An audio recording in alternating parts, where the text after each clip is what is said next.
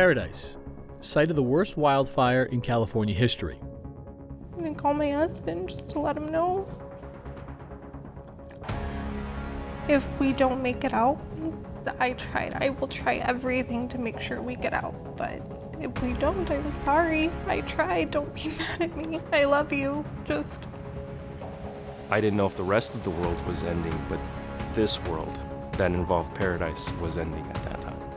Over 18,000 buildings were destroyed. 85 residents did not make it out. Many towns would consider giving up, but not Paradise. Today, this old house joins the fight to rebuild Paradise.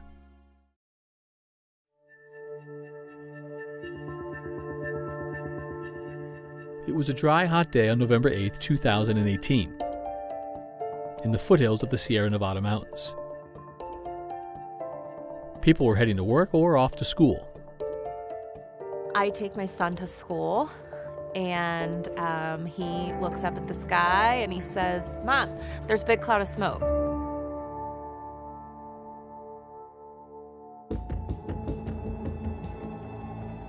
We're running late, so it was a little chaos. Let's go. Making lunches, get dressed, get ready, let's go. They got ready. I walked outside, and as I walk outside to walk to my truck that's in the back, the sky right there, and not over here was blue, over there was like orange. And I was like, wow, that's a weird sunrise.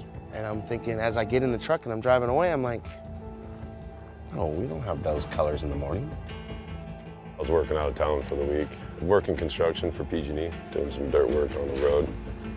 And yeah, went from there. So what'd you hear? And we had heard, one of the foremen had heard that there was a fire in the Feather River Canyon. Normal fire, didn't think nothing of it. So I called my dad because I knew he was home, and another buddy of mine had called me who lives in town here, and he had said, dude, it's pretty bad. Like, everything's blowing up. There's fire all over.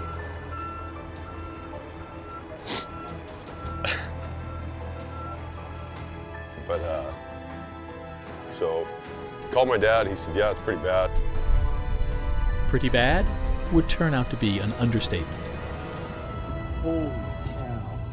With wind gusts approaching hurricane strength, the fire raced from canyon to canyon. Local authorities started a chaotic attempt to evacuate. Heavenly Father, please help us. See, we're all dropping down into 2 lanes here. Well, as long as we're alive, right? Yep. Please help us to be safe. Traffic is not moving. It should not take me 3 hours to get off a half-a-mile long road. And I just wasn't sure. I really wasn't sure if we were going to be making it out, at least by car. Anyone would ever believe this. I thought that I was going to have to figure out if I was going to have to leave my animals, if I was going to have to ditch my car with everything in it. We're not safe standing in the middle of the road, trying to escape the fire from maybe catching on both sides or from the trees. If I had to run, where am I going to go? Like, how are we going to make it so that I don't burn to death trying to escape? most of the smaller roads lead to this main drag running right through town. It's called Skyway. And by 10:30 that morning, Skyway was a parking lot on fire. I'd have moments of freak out, cry, hyperventilate. Then I'd say, I have to get strong. I have to make it through this. Kind of seemed like all hell broke loose. Like I couldn't get a hold of her. She was crying and driving, and That's when I made that phone call to my husband.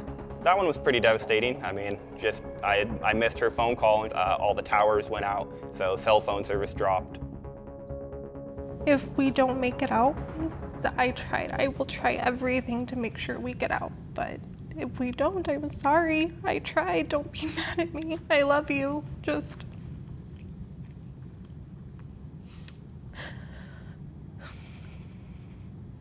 I tried calling her back probably 500 times and she didn't answer. I'm sorry. So at that point, that's the last message you heard from her? Yep. And then you couldn't get through to her? Couldn't get through to her. It took about 3 hours for her to show back up at my work. And what did you do when you saw Joe? I cried. I gave him a hug. I tried not to, I'm a little bit more emotional than he is, but I tried not to freak out and melt, and I tried to stay as strong as I could and just let him know what we had gone through, and I felt relief. And once I was with him and could kind of say it, it was, now we need to find our family. So. What did he say about the message you left him? Thanks a lot.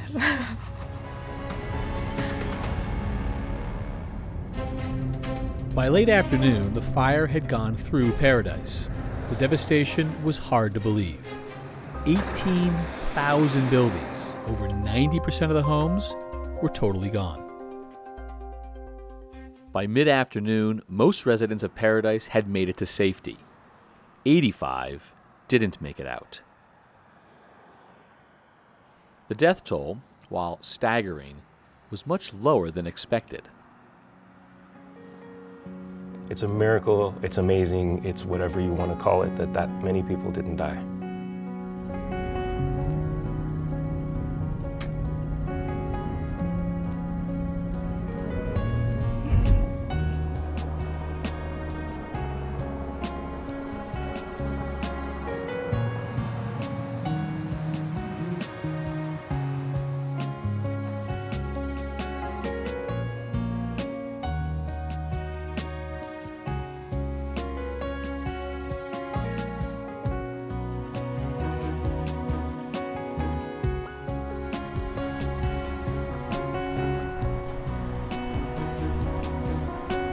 This thing was really bad. Richard, we are seeing things we have never seen before.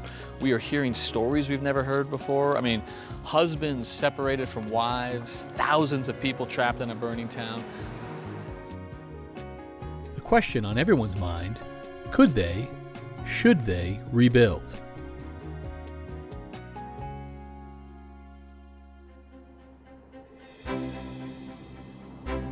But shortly after all this devastation, small signs began to emerge. Paradise was not going to give up.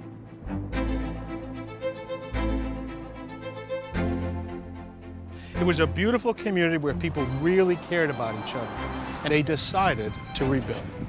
The debris removal crews actually saved our town for us, so we could rebuild. Hundreds of crews came in, and dump trucks lined the streets. There were tractors everywhere you looked. There were properties being cleared. People complained about the dump trucks, but they actually saved us. With debris out of the way, the bravest drafted plans to rebuild. The builder will give us a set of plans, okay, and from that we will design the sprinkler system according to the code. Over the course of several months, we followed 3 families as they rebuilt their lives in Paradise. So, this is exciting, right? Yes. Very. How does that feel to see the progress? Very exciting. Yeah? It's awesome. This is the house that Joe and Avonlea moved into 5 years before the fire. They remodeled, they painted the outside, they even put in a new kitchen. And then, in a matter of just a few hours, the home was gone. I never had a second thought. Luke was one of the last to leave Paradise that momentous day. He and Crystal will be among the very first to return to a new house. It's hometown. I mean, if we can help rebuild it, then it's that much more satisfying to know that we were part of helping this town come back.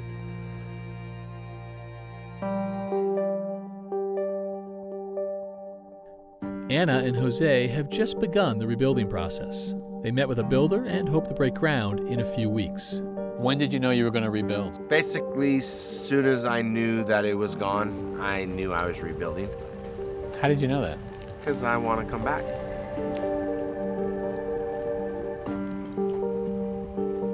Joe, Avonlea, and their daughter had a permit to rebuild 7 months after the fire. That's just how me and my wife are. We kind of like, what we like, so just rebuilding it, same style basically, but a little bit bigger. How do you feel when you see the house under construction? It's stressful. I'm trying not to let it get to me because I know in the end it is going to be beautiful and it is going to be what I want, but the process it's very stressful.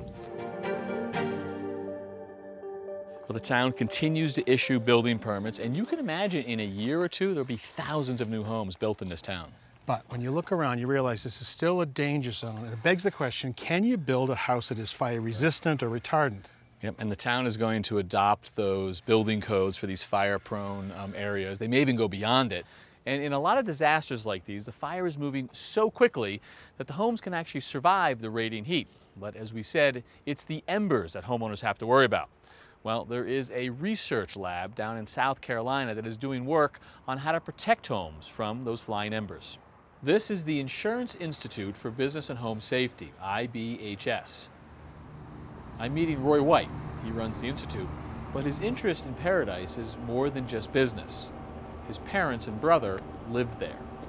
We are in the big test chamber standing here, where we do everything from hurricanes up to Cat 3 and 4 to wildfire. Everything here is done at full size. None of this miniature stuff for us here. So particularly in this case, the Paradise situation is personal for you, isn't it? Yeah. I woke up to a text that my mom sent, 3:30 Pacific time. It said, "Our house is gone. Where do I start?" It's one of the most searing things I've ever seen on a phone. And in that moment, every one of those conversations I had had with survivors who had experienced this loss played out in rapid succession. Today, the lab is testing roof materials that could help as Paradise rebuilds. All right, so Dana, tell us what we're going to be testing today. So today we're going to look at one of the really critical building components, the roof. So we're going to do a standard test to look at how that roof covering performs.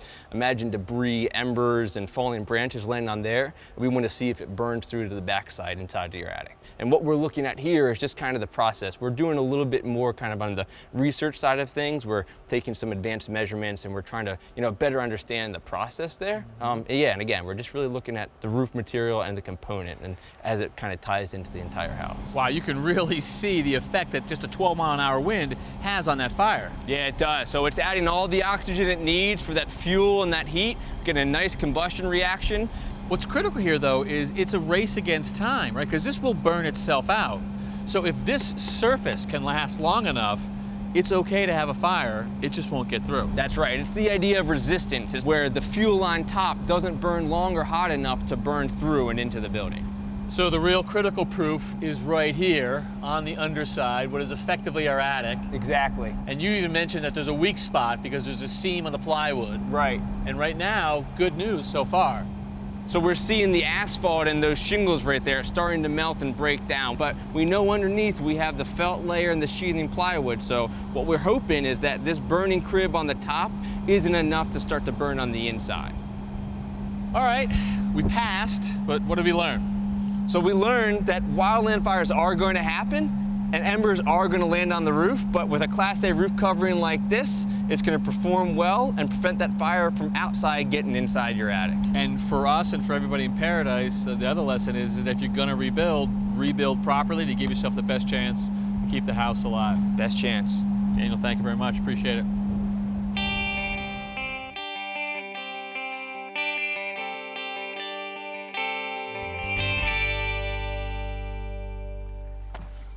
In wildfires, embers are the enemies of houses. So here in Paradise, new codes have been designed to keep the fuel for those embers away from the houses. The code is divided into 2 zones. In Zone 1, you want to separate trees and shrubs from other flammable items.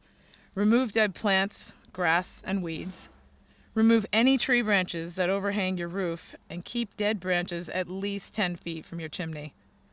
You should prune or remove flammable plants or shrubs near the windows or decks, as well as trim trees to keep branches 10 feet away from other trees. In Zone 2, you need to create horizontal space between trees and shrubs, keep lawns trimmed down to 4 inches, remove fallen debris from below trees if it's more than 3 inches deep, and remove bottom branches from all large trees 6 feet from the ground. Derek is a local landscaper working at Luke and Crystal's house. Hey, Derek. Hello, how you doing today? Good to see you. So you want to tell us a little bit about planting in defensible spaces? Yeah, what we're doing is we're going ahead and spacing the plants out just a little bit farther apart. Okay. So they're not touching when they fully grow? Exactly, All right. exactly. And then is there a certain amount of feet you have to plant away from the house? Yeah, we want to go ahead and keep the plants away from the house far enough to where when they mature, there's a gap between the plants and the house itself. And then instead of using a bark mulch, we'll end up using a rock mulch. Okay. So that it's as fireproof as possible. Right. So let's just take a walk around and see what you guys are doing. Yeah, they're putting in drip system. The drip is going to go ahead and be placed in underneath the rock mulch. There will be emitters at every one of the plants to go ahead and water the plants individually. So maybe like 3 inches down? Correct. Okay. And that'll help conserve the water. It'll go right to the roots. Right, so, yeah, right. so that's good. Green grass, especially if it's watered, is much more fire resistant. Okay, so what do you have for trees on site here? This is a red maple. It'll grow up to about 25 feet tall, have a 15-foot canopy. The purpose of this tree here is to give us a little bit of shade in the afternoon, protect the house a little bit, but not have a tree that's going to be too big and overbearing. So. Right, and be on top of the house. Exactly. So you have to keep it a certain amount of feet. Is this new that you have to have it further away? Correct, with the new ordinance? Correct. You're going to be at least 15 feet away. 20 feet or 30 feet would be even better. This one's grown for its fall colors. It has a nice canopy on it, real good leaf during the summertime, but in the fall, that's a good one in New England as well. Color. Yeah, but we don't get to have these in Boston. Yeah, and the crepe myrtle is going to give us some beautiful flowers during the summertime. That'll be nice to give the color. Yeah, exactly. So in the Northeast, we try to pull plants off the foundation to keep moisture away from the house. Here, it's a little different. We're doing it for fire protection here. Right, so all that fuel gets pulled away from the house. And so I think Luke and Crystal are gonna have an amazing new landscape. It's gonna be not too bad to maintain, and it'll just be safer. It will be. So, I think they're gonna really enjoy it. Great job. Hey, thank nice you to very meet much. All Alrighty. right, take care. Bye.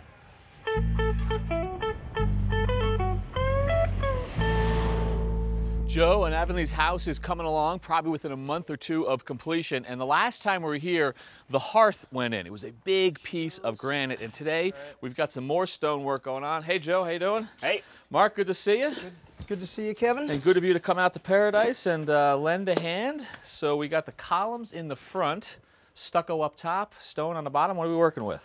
So this is a manufactured stone, simulates real stone. The good thing about this is in this condition it's not going to burn, so that's why we wanted to use something in this fashion. We like that, Joe, right? Yeah. We don't want any materials that could catch on fire, and that certainly isn't right there. And it's supposed to simulate the look of what? Actually just real stone. I mean, this is a flat stone look, so it's stackable stone, and that's what the look it gives you. Okay, Joe, you approve? You like what you see? I do. I like it a lot. You know, I would have liked to have seen it go up to the top if I could, but mud it up, flatten it out, and then we're going to press it into a corner like that. I like to wiggle it into place. That's going to assure my bond. That's it. Press it into those grooves, Joe. Keep it nice and fluffy.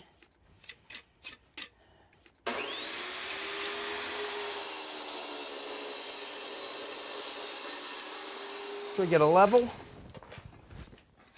Sure we look good. That looks pretty good. There you go. All right, thanks, Kevin. Nice fit. Okay, that'll fit in nice. We'll just back butter that and put that in. That's it. So what are we working with here? It's just a polymer mortar, which for intent and purpose, it's got glue in it. And that's gonna help us stick to our substrate, which is the cement board. All right. All right, you're looking like you got plenty there, Joe. Okay. Just Now, slap it on? Just flop it in and just twist it in a bit. You might have to give a little bang. Oh, all right, so I like that wiggle action, Joe. That's going to give us a great bond. All right, so this is our cap piece. All right, so we're going to cut these pieces to length.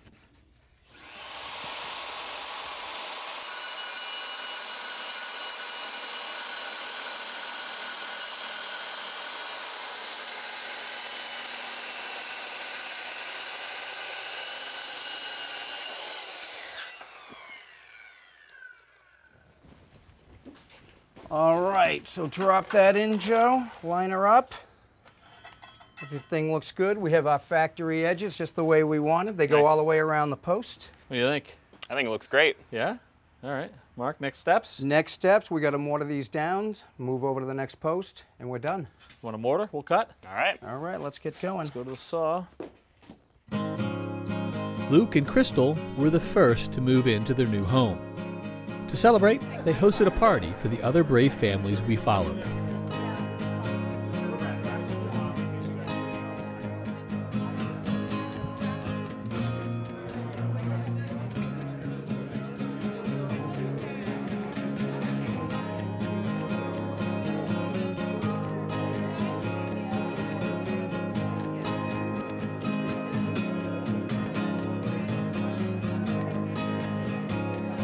Terrific. Well, Crystal and Luke, we appreciate you guys hosting the party. There are so many people here who we have to thank for coming back, for helping everyone rebuild, and we are thrilled that the two of you guys are back in your house. Thank you. Thank you. Joe and Evelyn, we were at your house today, helping out. Mark McCullough doing some stone work. And in a few short weeks, you should be back in your home. Hopefully. Exciting. It's going to be great. And Jose and Anna and the boys, what, you got 2 more months? You're coming up on the outside. You're going to win the race. Yep. Way to go. It has been a pleasure working with all of you and everyone who's helped out.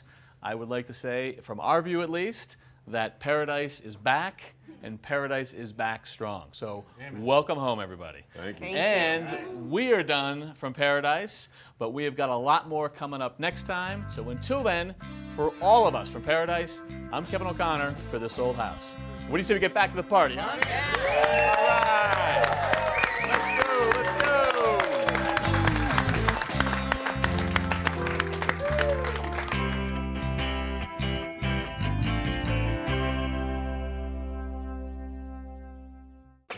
Next time on This Old House, we start a brand new project in a town that started a revolution. This house was built in 1880 here in Concord, Massachusetts, and it's just down the road from the site of the first shot of the American Revolution. After many sloppy renovations, a young couple from the city would like it restored the right way. And we've got just the team for the job. There it is.